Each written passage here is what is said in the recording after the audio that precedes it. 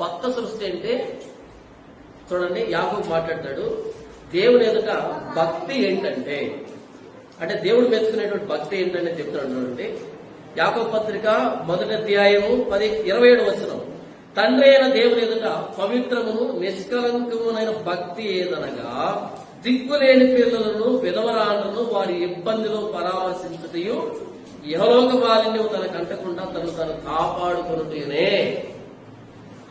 దేవుని యొక్క భక్తి ఏంటంటే దిక్కులేని వారిని విధవరాలని వారి ఇబ్బందిలో పరామర్శించడం. మనం తిన్నట్టు కాదు, మనం తాగినట్టు కాదు, పక్క వ్యక్తులు పరామర్శించడం, పట్టించుకోవడం. ఇది ఎవరు చేయలేదు? యోధా అధికారులు చేయలే, యెరూషలేము పెద్దలు చేయలేదేంది. అయితే ప్రభువైన యేసుక్రీస్తులోకి వచ్చిన తర్వాత మనం తిండి కాదు, పక్క వ్యక్తులు ఏం చేస్తున్నారు దాన్ని గమనించడం, చూడడం, ఇది నూతన సృష్టి అంటే. అపోస్తలుడైన క్షమించండి, యోహాను గారు బాప్తిసం ఇస్తున్నప్పుడు ఆయన దగ్గర బాప్తిసం తీసుకోవడానికి చాలా మంది వచ్చారు. చాలా మంది వచ్చినప్పుడు వాళ్ళకు బాప్తిసం ఇచ్చే యోహాను చెప్తున్నాడు మాటలు మీరు చూడండి ఎంత అద్భుతంగా మాట్లాడతాడో.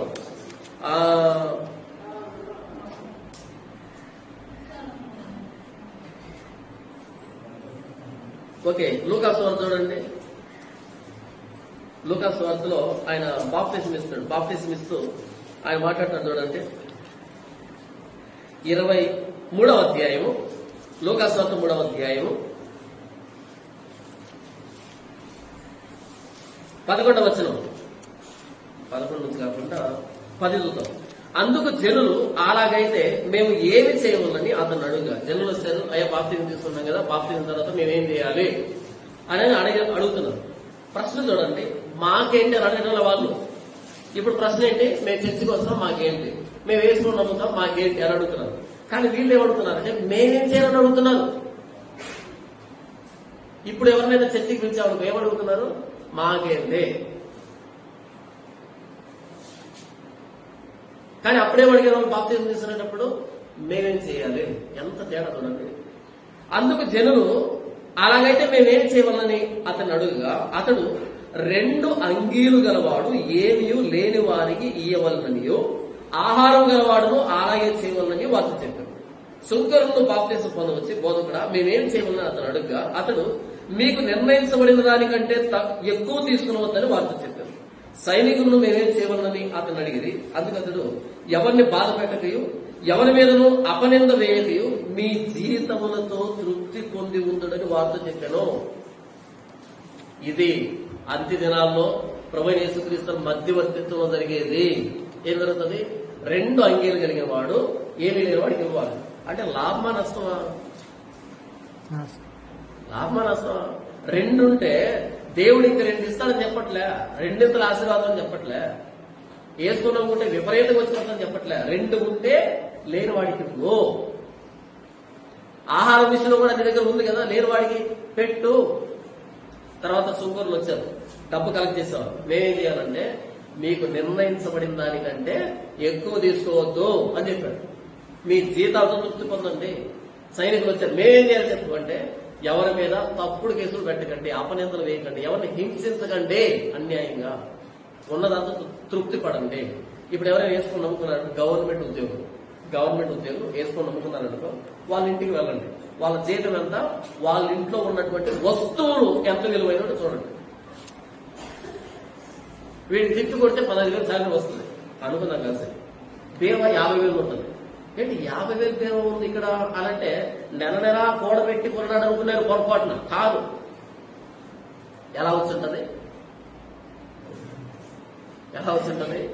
సారు డబ్బు రూపంలో తీసుకోడు. ఎలా తీసుకుంటాడంట? వస్తువు రూపంలో తీసుకుంటాడు. ఆ చెప్పి ఏ వస్తువు?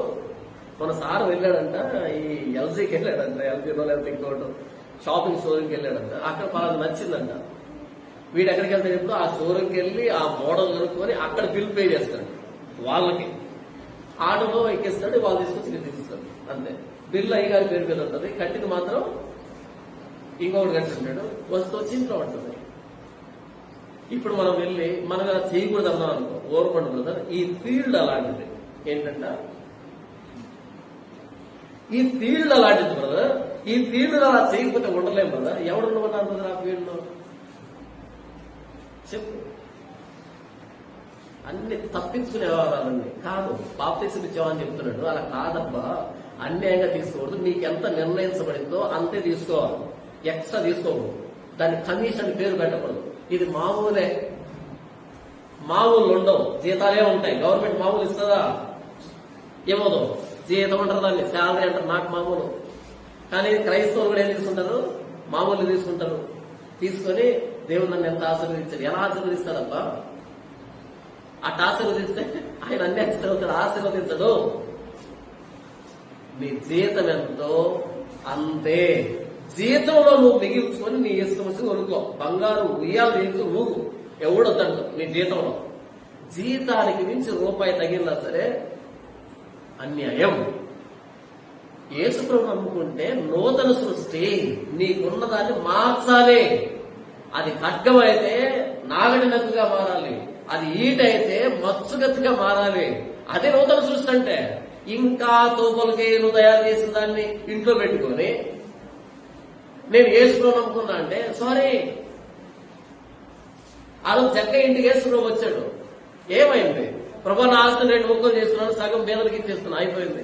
ఇంకా సగం ఏం చేస్తావు చెక్క అంటే, ఆ సగాన్ని ఎవరి దగ్గర అన్యాయంగా తీసుకుంటుంటే వాళ్ళకి మరలా 4 ఇంతలు ఇస్తారు. 4 ఇంతలు ఎందుకు? 1 సరిపోతాయి కదా. లేదు ప్రభు, వాళ్ళు ఎంత బాధపడ్డారో, ఎంత నష్టపోయారో, ఎంత ఏడ్చారో. లేదు ప్రభు, వాళ్ళు నన్ను దీవించాలి 4 ఇంతలు తీసుకుని. ఏంటి లాభం చెక్కయ్య అంటే, నా ఇంట్లోకి వచ్చావు చాలదా ప్రభు? నా ఇంట్లో అడుగు పెట్టావు చాలదా? యేసు ప్రభు అడుగు పెట్టిన ఇంట్లో అన్యాయం ఉండొచ్చా ప్రభు? ఉండకూడదు. ఇది క్రైస్తవ జీవితం అంటే. నువ్వు దేవుని ఆలయానికి వచ్చి, మన ఆలయం ఏంటో తెలుసా? పర్వతాల కంటే పర్వతాల శిఖరాలు స్థిరపరచబడినటువంటి పర్వతం ఇది, దేవాలయం ఇది. అంటే అర్థం ఏంటో తెలుసా? ప్రతి మతం, ప్రతి ధర్మం, ప్రతి నైతిక విలువ, ప్రతి మంచి మాట కుప్పలు కుప్పలుగా పేర్చినా సరే వీటి పైన కూర్చుంటది మన సిద్ధాంతం, మన ధర్మం, మన ప్రభువైన యేసుక్రీస్తు శిలువ ఆ పైన ఉంటది. ఈ ప్రపంచంలో పెద్ద పెద్ద మేధావులు, సంఘ సంస్కర్తలు ఏంటేంటో చెప్పారు, నీతి సూక్తులు. పాపం చెప్పి వాటిలో పడిపోయి చచ్చిపోయారు వాళ్ళు. మనిషి పుట్టించినటువంటి సిద్ధాంతాలు ఏవైతే ఉన్నాయో, ఒక ఆయన గురించి నేను చదివాను.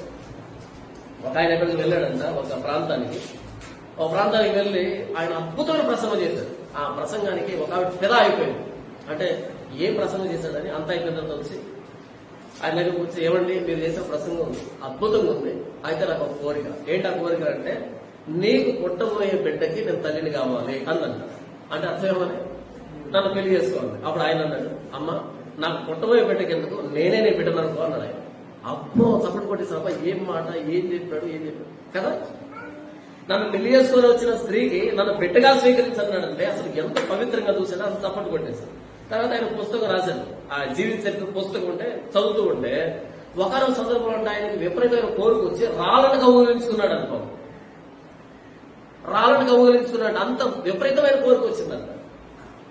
యేసు ప్రభు వచ్చి ఎక్కడ లేదా? ఉందా యేసు ప్రభు వచ్చి? పుకారు కూడా లేదు, చిన్న గాసిప్ కూడా లేదు. పర్వతాల కంటే పైన స్థిరపరచబడినటువంటి పర్వతం ఇది, అక్కడున్న దేవాలయం ఇది. ప్రతిదీ వచ్చి ఇక్కడ సాగిలపడాల్సిందే. అది ఏ మతమైనా, ఏ ప్రాంతమైనా, ఏ సిద్ధాంతమైనా, ఏ నైతిక సూత్రమైనా, ఏ మంచి అనే వాటిని పట్టుకొచ్చి కుప్పలుగా పెట్టండి, ఆ పైన కూర్చుంటది బైబిల్ వచ్చి. మ్యాచ్లెస్, ఇంకొకటి లేదు, సమానంగా లేదు. అది ఏషియా చూస్తూ ఉన్నది. భవిష్యత్తులో యెహోవా మందిర పర్వతాల శిఖరాలు స్థిరపరచబడితే మనం ఏదైనా మాట్లాడేమనుకో బైబిల్లో నుంచి కౌంటర్ చేసేదానికి లేదు ప్రపంచంలో. కౌంటర్ చేశారనుకో, వాళ్ళు కౌంటర్ చేస్తున్న బైబిల్ని కాదు, వాళ్ళ ధర్మాన్ని కౌంటర్ చేస్తారు. యేసు ప్రభు అంటాడు, ఒకడు ఒక స్త్రీని మోహంతో చూస్తూ ప్రతివాడు అప్పుడే తన హృదయం ఆమెతో వ్యభిచారం చేసిన వాడు. తిరగండి, మొత్తం ప్రపంచం తిరగండి, ఇలాంటి మాట ఎక్కడైనా తీసుకున్నాడు. ఇది ఇక్కడుందని తీసుకొచ్చారనుకోండి, ఆ చెప్పేవాడు ఏమైనా దాన్ని నెరవేర్చేదేమో చూడండి. అర్థమవుతుంది మీకు? ఆ చెప్పేవాడు ఉంటాడే, దాన్ని నెరవేర్చేదేమో చూడండి.